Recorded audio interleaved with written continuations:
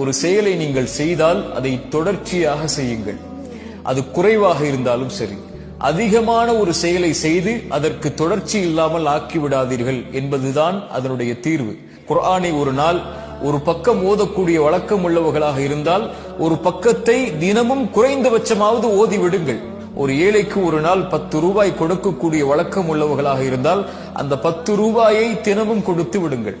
ஒரு நாளைக்கு 2 ரக்அத் நஃபிலான தொழுகையை தொழக்கூடிய வழக்கம் உள்ளவர்களாக இருந்தால் அதை செய்து விடுங்கள். பிலால் ரலியல்லாஹு அன்ஹு, அல்லாஹ்வுடைய தூதர் ஸல்லல்லாஹு அலைஹி வஸல்லம் பிலாலை அழைத்து கேட்டார்கள், பிலால், சொர்க்கத்தில் எனக்கு முன்னால் நடந்து செல்லக்கூடிய சத்தத்தை நான் கேட்டேன், என்ன அமலை செய்கிறாய்? பிலால் ரலியல்லாஹு அன்ஹு சொன்னார்கள், யா ரசூலுல்லாஹ், உது செய்தால் 2 ரக்அத் தொழுது கொள்வேன். அல்லாஹு அக்பர். அவர்களுடைய அந்த செயல் அல்லாஹ்வுடைய தூதருக்கு முன்னால் நடக்கக்கூடிய பாக்கியத்தை அவர்களுக்கு பெற்று தந்தது. சுப்ஹானல்லாஹ். இது போன்று நம்முடைய வாழ்வில் எத்தனையோ செயல்பாடுகள் இருக்கலாம். அந்த செயல்பாடுகளில் நாம் தொடர்ச்சியாக ஒன்றை செய்தால் குறைவாக இருந்தாலும் அல்லாஹ் அதை நேசிக்கிறான். இன்று எப்படி நம்முடைய வாழ்வாகிவிட்டது தெரியுமா? ரமதான் வந்தால்தான் செயல்பாடுகளையே துவங்குவோம். தொழுகையா? ரமதான் வந்தால்தான். குர்ஆன் ஓதுதலா? ரமதான் வந்தால்தான். அல்லாஹ்வை திக்ர் செய்தலா? ரமதான் வந்தால்தான்.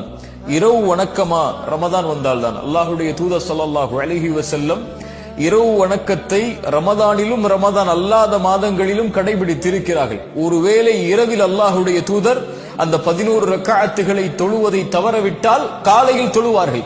ஒரு நாள் தவறவிட்டால் அல்லாஹ்வுடைய தூதர் ஒருபோதும் விட்டதில்லை.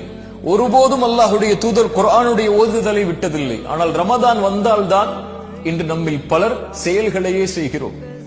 சஹாபாக்களும் அல்லாஹ்வுடைய தூதருடைய வாழ்வும் அப்படி அல்ல. அவர்கள் தொடர்ச்சியாக செய்வார்கள், ரமதானில் அதிகப்படுத்துவார்கள். ஏன்? அவர்களுக்கு ரமதானிலும் அதே ரப்புதான், அதே ரப்புடைய அருளைத்தான் எதிர்பார்க்கிறார்கள்.